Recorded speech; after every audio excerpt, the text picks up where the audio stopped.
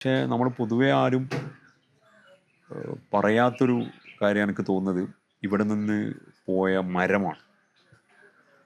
കൂടുതൽ ആളുകൾ ഈ സ്പൈസ് റൂട്ട് എന്ന് പറയുന്നതുകൊണ്ടാണ് സ്പൈസസിനെ കുറിച്ച് കൂടുതൽ സംസാരിക്കുന്നത്. മരം വലിയ തോതിൽ ഇവിടെ നിന്ന് പോയിട്ടുണ്ട്, പ്രത്യേകിച്ച് തേക്ക് മരം. കാരണം തേക്ക് മരം അങ്ങനെ പോകാൻ കാരണം വെച്ചാൽ അതും അതിൻ്റെ പർപ്പസാണ്. തേക്ക് മരം കൊണ്ടാണ് ഈ പഴയ കാലത്ത് ഈ കപ്പലുകൾ നിർമ്മിക്കാൻ വേണ്ടി, മരം കൊണ്ടുള്ള കപ്പലുകളാണല്ലോ പണ്ടത്തെ. അപ്പോൾ നൂറ്റാണ്ടുകൾക്ക് മുമ്പ് കേരളത്തിലെ തേക്ക് മരത്തിൻ്റെ ക്വാളിറ്റിയിൽ നല്ല വിശ്വാസം ലോകത്തിനുണ്ടായിരുന്നു. അല്ലെങ്കിൽ കേരളത്തിലെ തേക്ക്, അല്ലെങ്കിൽ നിലമ്പൂർ തേക്ക് എന്നൊക്കെ നമ്മൾ പറയുന്ന പോലെ ഇവിടുത്തെ തേക്കിനൊരു ക്വാളിറ്റി ട്രസ്റ്റ് ബിൽഡ് ചെയ്യാൻ പറ്റിയ നൂറ്റാണ്ടുകൾക്ക് മുമ്പാണ്. അപ്പോൾ അതുകൊണ്ട് ഇത് ഭയങ്കര ഡിമാൻഡിങ് ആയിട്ടുള്ളൊരു എക്സ്പോർട്ടിങ് കാര്യങ്ങളൊക്കെ ഉണ്ടായിരുന്നു. ഞാൻ കണ്ണൂരിൽ നിന്നായതുകൊണ്ടും നമ്മളിപ്പോൾ മാപ്പിളബേനെ കുറിച്ച് സംസാരിച്ചതുകൊണ്ടും ഇപ്പോഴത്തെ നിങ്ങളെ ചോദ്യം ഈ കയറ്റുമതിനെ കുറിച്ച് ആയതുകൊണ്ടൊക്കെ അതിനെ കണക്ട് ചെയ്തിട്ടൊരു കഥ എനിക്ക് ഓർമ്മയുണ്ട്. കഥ പറയാലോ അല്ലേ? 1760-കൾക്ക് ശേഷം, കൃത്യമായിട്ട് കൊല്ലം ഓർമ്മയില്ലാത്തതുകൊണ്ടാണ് അങ്ങനെ പറയുന്നത്, അറക്കലില് ജുനുമ ബി അറക്കൽ ബീവി ആയിട്ടിരിക്കുന്ന ഒരു കാലഘട്ടമാണ്. അപ്പോൾ ജുനുമ ബീവി ആയിട്ടിരിക്കുന്ന സമയത്ത് ഒരുപാട് തേക്ക് മരങ്ങൾ നിങ്ങളെ നാട്ടിൻ്റെ അടുത്ത് ധർമ്മടം തുരുത്തിൽ, അല്ലെങ്കിൽ ധർമ്മടം മീൻസ് കരയിൽ ഈ പുഴ വഴി കൊണ്ടുവന്ന വലിയ നല്ല മുന്തിയ ഇനം തേക്ക് കൂട്ടിയിടുകയും, അങ്ങനെ അത് അറക്കലിൻ്റെ ആവശ്യത്തിന് മുറിച്ച് കൊണ്ടുവന്നാണ്. മരം ഈ കപ്പലുണ്ടാക്കാൻ വേണ്ടിയിട്ടാണ്. കപ്പലുണ്ടാക്കാൻ യോഗ്യമായ നല്ല, നമ്മളിപ്പോൾ പറഞ്ഞ ഇതുമായിട്ട് കണക്ട് ചെയ്തിട്ട് വരുന്നൊരു സ്റ്റോറിയാണ്.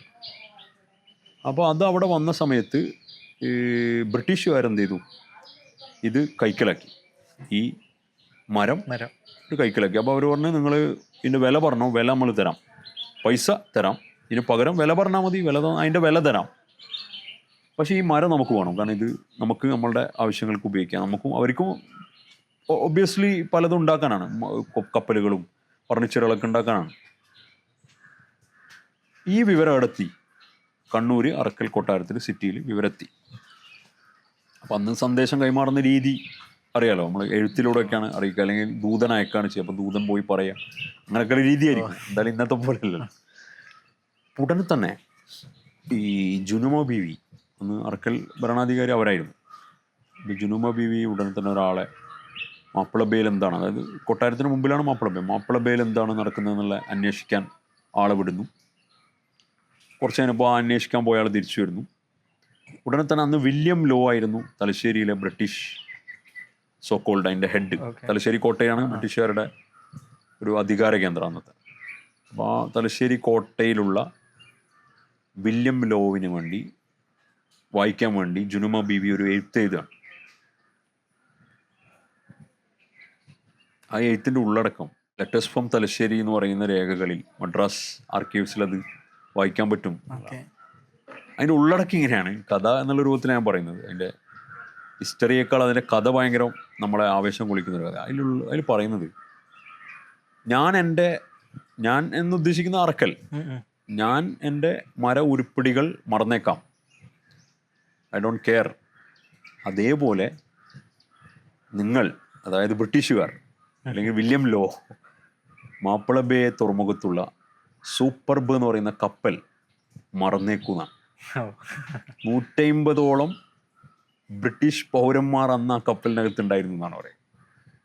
ആ പൗരന്മാരെ ഉൾപ്പെടെ മറന്നേക്കുന്നതാണ് കത്തിലൂടെ ഒരു വാണിംഗ് പോലെ തിരിച്ചങ്ങോട്ട് കമൻ്റ് ചെയ്യുന്നത്. അപ്പോൾ എന്ന് വെച്ചാൽ ഇതൊരു, നമ്മളെ നാട്ടിനെ സംബന്ധിച്ചിടത്തോളം, നമ്മളെ നാട്ടിലെ തീരത്ത് തുറമുഖത്ത് മാപ്പിള ബേയിൽ നടന്ന രേഖപ്പെടുത്തി വെക്കപ്പെട്ട ഒരു സംഭവമാണ്, ഒരു ഇവൻ്റാണ്. ഇത്തരത്തിലുള്ള വലിയ ഇൻടാഞ്ചിബിളും ടാഞ്ചിബിളുമായിട്ടുള്ള കാര്യങ്ങളെ ഷെയർ ചെയ്യാനും അതിനെ അനുഭവിക്കാനും ഒരു വേദിയില്ല എന്നുള്ളത് കൊണ്ടാണ്. അപ്പം ഞാൻ പഠിച്ച സ്കൂള്, എൻ്റെ പ്രൈമറി സ്കൂൾ എന്ന് പറയുന്നത് അറക്കൽ കൊട്ടാരത്തിന് തൊട്ട് ചേർന്നിട്ടാണ്. അറക്കൽ ബെല്ല് മുട്ടുന്നത്, അറക്കൽ മണി മുട്ടുന്നത് ക്ലാസ്സിലിരുന്ന് കേൾക്കാൻ പറ്റും. എനിക്കൊന്ന് 5ാം ക്ലാസ് പഠിക്കുമ്പോൾ 5A ഞാൻ പഠിച്ചത്. ഈ ഡിവിഷൻ എ ആണ്. ഓക്കെ. അറക്കൽ മണിൻ്റെ ഏറ്റവും ക്ലോസ് ആയിട്ടുള്ള ക്ലാസ് അതായിരുന്നു. ഓ. അപ്പോൾ അവിടെ ഇരുന്ന് പഠിച്ച നമുക്ക് പോലും അറക്കൽ എന്താണെന്നോ അറക്കലിൻ്റെ പൂർവ്വകാല ചരിത്രത്തിലെ ഇത്തരം വലിയ ജുനുമ ബീവിയെ പോലെ വളരെ പ്രഗത്ഭരായ മഹദികളുടെ നേതൃത്വത്തെക്കുറിച്ചോ അവരുടെ ഭരണ പ്രത്യേകതകളെക്കുറിച്ചോ അവർ ബ്രിട്ടീഷുകാർ പോലെ ലോകം നിയന്ത്രിച്ച, അല്ലേ, നമ്മൾ പറയാറുണ്ട് ഭയങ്കര കാവ്യാത്മകമായി സൂര്യനസ്തമിക്കാത്ത സാമ്രാജ്യത്വത്തിൻ്റെ ഉടമകളായി എന്നൊക്കെ. ഇത്തരത്തിലുള്ള ആളുകളോട് മുഖാമുഖം ധീരമായി അവരോട് സംസാരിക്കുന്നതിനെക്കുറിച്ചോ ഇടപാടുകൾ നടത്തുന്നതിനെക്കുറിച്ചോ ഈവൻ അതിനുശേഷം തന്നെ അറക്കൽ ഇന്തോ അല്ലെങ്കിൽ ആംഗ്ലോ അറക്കൽ യുദ്ധത്തിൽ അറക്കൽ തീർത്തും പരാജയപ്പെടുകയും അങ്ങനെ ജുനുമ ബീവിക്ക് ശേഷം വന്ന മറിയുമ്മ ബീവി ജയിലിലടക്കപ്പെടുകയും അങ്ങനെ ഒരുപാട് ദാരുണമായ സംഭവങ്ങൾ അവിടെ നടക്കുന്നത്. അതിന് ശേഷം ദുർബലമായതിന് ശേഷം പോലും അറക്കൽ ബ്രിട്ടീഷുകാരുമായി എൻഗേജ് ചെയ്യുന്നതിലുണ്ടായ സ്ട്രാറ്റജികളും ഇങ്ങനെ ഒരുപാട് കഥകൾ അവിടെ മൊമെൻറ്റുകൾ നടന്നു പോയിട്ട് അതൊന്നും നമുക്കറിയാൻ ഒരു മാർഗം ഉണ്ടായിരുന്നില്ല. കാരണം നമ്മളെ സിസ്റ്റം, നമ്മളൊരു സാമൂഹ്യ സാഹചര്യം അതാണ്. നമുക്ക് ആകെ എല്ലാവർക്കും അറിയുന്നത് എന്താണ്, PSCയിൽ വരുന്നൊരു ചോദ്യമുണ്ട്, കേരളത്തിലെ ഏക മുസ്ലിം രാജവംശം A Arakkal, B ബറക്കൽ, C തുറക്കൽ, D Chirakkal. അപ്പോൾ ഈ പറഞ്ഞ 4 ഓപ്ഷൻ അപ്പുറത്തേക്ക് അല്ലെങ്കിൽ ഈ ഒരു ചോദ്യത്തിനപ്പുറത്തേക്ക് അറക്കൽ യഥാർത്ഥത്തിൽ ഉണ്ടായിരുന്നില്ല. പക്ഷെ പിന്നീട് എനിക്ക് തോന്നുന്നത് അറക്കൽ മ്യൂസിയം, നമ്മളെ ഇപ്പോൾ അടുത്ത് റിട്ടയറായ ബഹുമാന്യനായ ചീഫ് സെക്രട്ടറി ആയിട്ട് റിട്ടയറായ വേണു സാർ, അദ്ദേഹം ഡെപ്യൂട്ടി ഡയറക്ടറായിട്ടോ അല്ലെങ്കിൽ ടൂറിസം ഡയറക്ടറായിട്ടൊക്കെ വർക്ക് ചെയ്യുന്ന സമയത്ത് അദ്ദേഹമാണ് 2005 ഒരു മ്യൂസിയം പ്രോജക്റ്റ് കൊണ്ടുവരികയും അത് സാക്ഷാത്കരിക്കുകയും ഒക്കെ ചെയ്തത്. അതിനുശേഷം ഒരുപാട് മാറ്റം വന്നു. പിന്നീട് KKN കുറുപ്പിന് ഒരു പുസ്തകം പുറത്തു വരുന്നു. അപ്പോൾ അത് പിന്നീട് കുറച്ചും കൂടി അറക്കലിനെ കുറിച്ചൊക്കെ ആളുകൾ സംസാരിക്കാനുള്ളൊരു കാരണമായി വന്നു. പക്ഷെ എന്നാൽ പോലും സ്റ്റിൽ നമ്മളിപ്പോൾ സംസാരിക്കുന്ന സമയം വരെ ഒരു സിനിമ മലയാളത്തിൽ ജുനുമ ബീവിയെ കുറിച്ച് ഉണ്ടായിട്ടില്ല. അല്ല, അതിൽ തന്നെ അറക്കലിനെ പറ്റിയിട്ട് തന്നെ നമ്മൾ അറക്കലിനെ പറ്റി അറിയാന്നല്ലാണ്ട് ജുനുമ ബീവിനെ പറ്റിയിട്ട് ആർക്കും അങ്ങനെ വലിയ അതാണ് ഞാൻ പറയുമ്പോൾ നിങ്ങൾ ഇടപെട്ടാണ്. ജുനുമ ബീവി പറ്റി ഉണ്ടായിട്ടെന്നുള്ളതല്ല, അറക്കലുമായി ബന്ധപ്പെട്ട ഒരു സംഗതിയും പോപ്പുലർ മീഡിയയിൽ വന്നിട്ടില്ല. അപ്പോൾ സിറ്റി ഹെറിറ്റേജ് ഫൗണ്ടേഷൻ തുടക്കത്തിലേ ശ്രദ്ധിക്കുന്നത് അക്കാദമികമായി ഇടപെടാൻ ഒരുപാട് ആളുകൾ തുടങ്ങി. അക്കാഡമികമായി ഇടപെടുന്നതിനപ്പുറം, അത് വേണ്ടെന്നല്ല, അത് വേണം ഒബ്വിയസ്ലി, അതിപ്പോൾ ഉള്ളതിനേക്കാൾ ഇരട്ടിയിൽ വേണം. അതോടൊപ്പം തന്നെ നോൺ അക്കാഡമിക്കലായി എന്ത് ചെയ്യാൻ പറ്റും. അപ്പോൾ അവിടെയാണ് സിറ്റി ഹെറിറ്റേജ് ഫൗണ്ടേഷൻ അല്ലെങ്കിൽ സിറ്റി ഹെറിറ്റേജ് ഇപ്പോൾ കറൻ്റ്ലി പ്രസക്തമാകുന്നത് അവിടെയാണ്.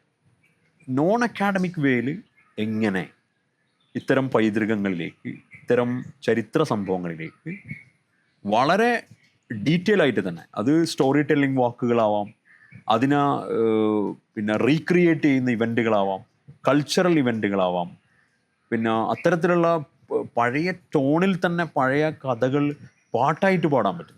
അങ്ങനെ ഒരു സംഭവം നമുക്ക് ആവിഷ്കരിക്കാൻ പറ്റിയിട്ടുണ്ടായിരുന്നു.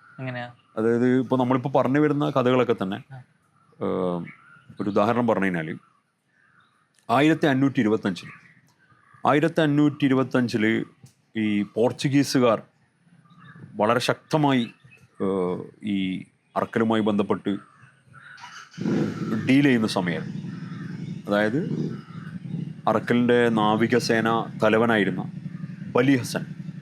ബലി ഹസനെ പിടിച്ചു കൊണ്ടുപോവുകയും അങ്ങനെ ആഴ്ചകളോളം തടങ്കലിൽ പാർപ്പിക്കുകയും പിന്നീട് വാസ്കോഡ ഗാമയുടെ 3ാം വരവ് 1524 ഡിസംബറിൽ അദ്ദേഹം ആദ്യം ഗോവയിൽ വരുന്നു, പിന്നീട് കണ്ണൂർ വരുന്നു. കണ്ണൂർ ഈ പിടിച്ചു കൊണ്ടുവന്ന ബലി ഹസനെ കൊല്ലണം എന്നുള്ള തീരുമാനം ഉണ്ടാവുന്നു. അങ്ങനെ കാരണം അദ്ദേഹമാണ് അന്ന് ഫൈനൽ ഡിസിഷൻ എടുക്കുന്ന ഒരു പ്രധാനപ്പെട്ട ആൾ, ഗോമ.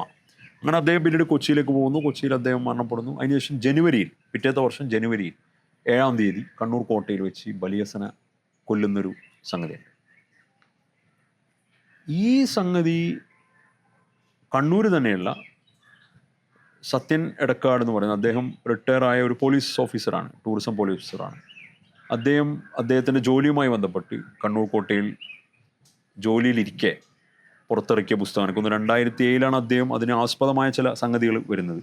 അദ്ദേഹത്തിന് അവിടെയുള്ളൊരു ഇൻസ്ക്രിപ്ഷൻ, അവിടെ വന്നൊരു ഗസ്റ്റ്, ഒരു ഓൾഡ് ഡച്ച് ഇൻസ്ക്രിപ്ഷൻ അദ്ദേഹത്തിന് ഡീകോഡ് ചെയ്യാൻ പറ്റുന്നു, അല്ലെങ്കിൽ അദ്ദേഹം ഡീകോഡ് ചെയ്യുന്നു മലയാളത്തിലേക്ക് ആദ്യമായി. അപ്പോൾ അങ്ങനെ ഒരു പുസ്തകമായി അത് വരികയും അദ്ദേഹത്തിന് അതിൻ്റെ പേരിൽ സ്റ്റേറ്റ് അവാർഡൊക്കെ കിട്ടിയിട്ടുണ്ടായി.